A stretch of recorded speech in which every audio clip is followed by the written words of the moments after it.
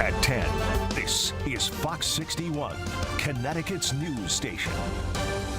And we begin tonight in Cromwell, where allegations of racial bullying took center stage at a Board of Education meeting. Thanks for joining us here at 10. I'm Brent Harden. And I'm Sarah Sanchez. Tonight was the first time the board met since those allegations surfaced online. Since then, dozens of students, current and former, have come forward with similar stories. Many of them say staff have long been aware of the problem, but have never done anything to address it. Fox 61's Jake Garcia was at tonight's meeting. He joins us now live from Cromwell High School with more on what was discussed tonight. Jake. Well, Brent and Sarah, for the first time since the story broke right here on Fox 61, we're hearing from Cromwell Superintendent Dr. Nzimakri about the widespread racism and bullying being conducted here in Cromwell schools. Racism does exist in society, and schools are a microcosm of society.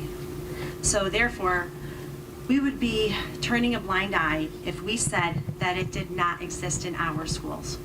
Cromwell Superintendent Dr. Nzimakri began Tuesday's Board of Education meeting by reading prepared remarks addressing racism and bullying experienced in Cromwell schools. I am extremely saddened and sorry that students are feeling horribly and are experiencing incidents of racism and bullying in our schools. This comes after two high school students came forward with numerous experiences of dealing with racism and bullying in school in a Reddit post earlier this month. The Board of Ed hearing from the public about their concerns, parents criticizing the initial response of district leaders. It was disheartening to me to see 500 plus comments of parents, of past alumni and students, and then to receive two letters that were so full of political jargon. There was no apology, no recognition that this stuff happens. Cromwell's mayor proposing a multi-effort proposal to the Board of Ed in educating all students while offering support to those who experience hate on campus. It's devastating to hear these things, and I think we need to do better. There needs to be a zero tolerance policy towards discrimination, but I think it's more than just discrimination. It's about bullying, and it's about harassment, and it's about how we react to it.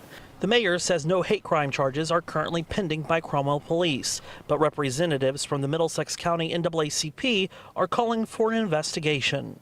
There should be an investigation, and once the perpetrators of these crimes are identified, they should be dealt with swiftly. So let's just sit and let that marinate for a second.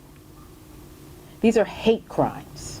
Speakers couldn't help but notice that while the grown-ups were talking about hate in Cromwell schools, two little girls played together nearby. Our world is not one color, ethnicity, or race. Now, the board took what they are calling their first step in addressing racism and bullying here in Cromwell schools by hiring a diversity, equity, and inclusion consultant to help the district in the coming weeks. Reporting live in Cromwell, Jake Garcia, Fox 61, Connecticut's news station. All right, Jake, thank you. We have some breaking news out of Milford tonight. Parts of Route 1 are currently closed as police investigate a serious motorcycle crash there. Details are still limited right now, but we know the driver of the motorcycle has been taken to a hospital. It happened right in front of the Big Y. Route 1 is closed from Plains Road to Erna Avenue right now, and we'll bring you more updates as we learn more. All right, time for a first check on the forecast, and it is shaping up to be a beautiful weekend coming up. It's Tuesday. We're already talking about the weekend coming up, right? Today's sunshine is sticking around. Hey, I'm not complaining. I will always talk about the weekend. Start thinking about it on Monday and talking about it on Tuesday. Is that what it is? Yeah, okay, so I wasn't here yesterday, so I guess you guys are starting to talk about it. I love it. But the wind, though, I know you always make fun of me, Yes. Rachel, but I don't like that wind. No, and you know what? A lot of people don't like the wind, and we are going to get rid of it tonight for good, for at least a little while, and we're going to hang on to the warmth and dry weather. So it's a win-win-win here moving forward. Today's high 60 degrees, well above the average high for this time of year, which is in the mid-40s.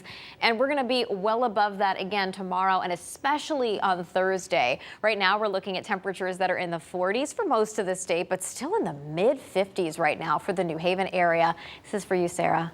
wind gusts. We're not reporting any, so we love to see it, and we'll continue to see these winds slowly diminish as we head into tomorrow morning as well. Taking a look at temperatures, we'll be bottoming out in the 30s as we head towards daybreak tomorrow.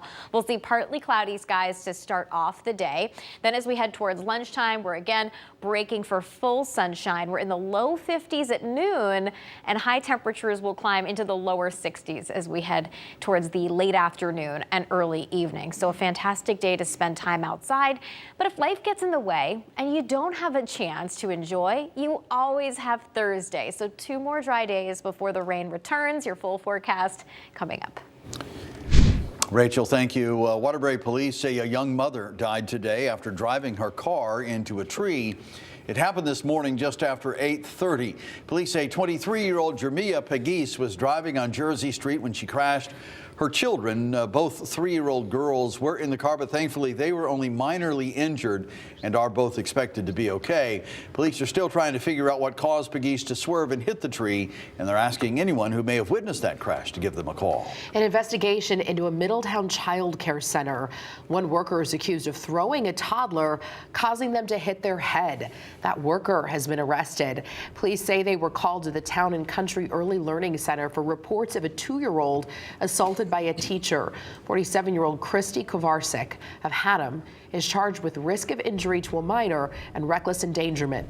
An arrest warrant says police reviewed security cameras at the daycare, finding Kovarsik threw a child, lifted another out by a chair, or lifted another out of a chair by their shirt, dropping them to the ground, and then kicking a victim.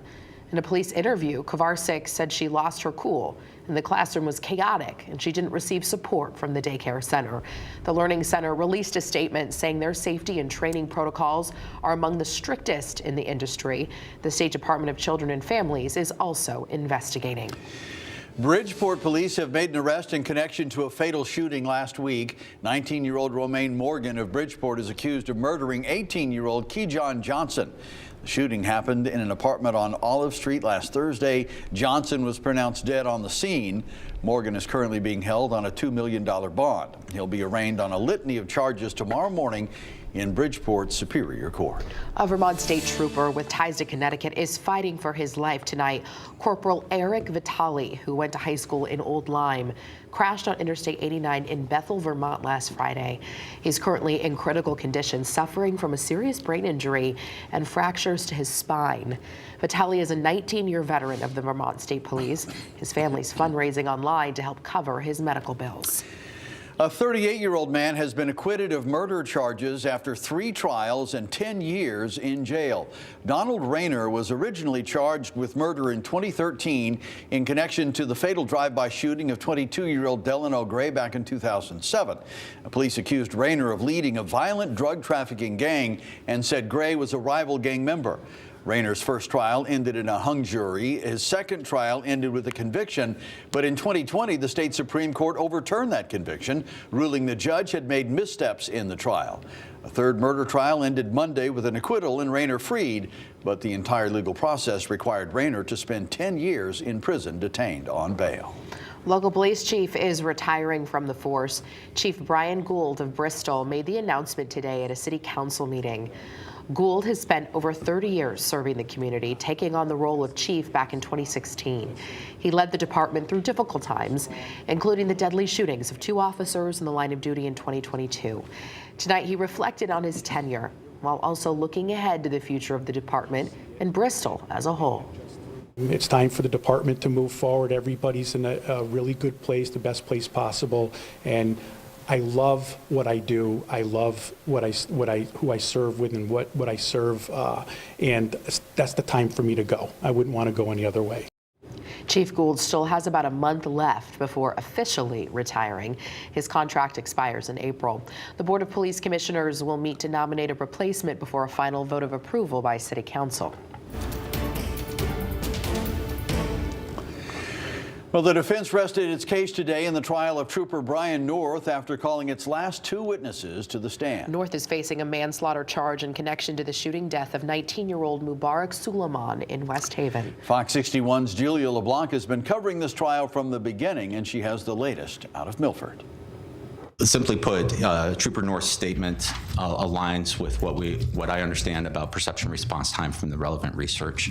Coming all the way from Colorado, former police officer Professor Paul Taylor was tasked years ago with looking at the actions and statements of Trooper Brian North from the night of the shooting on January 15th, 2020.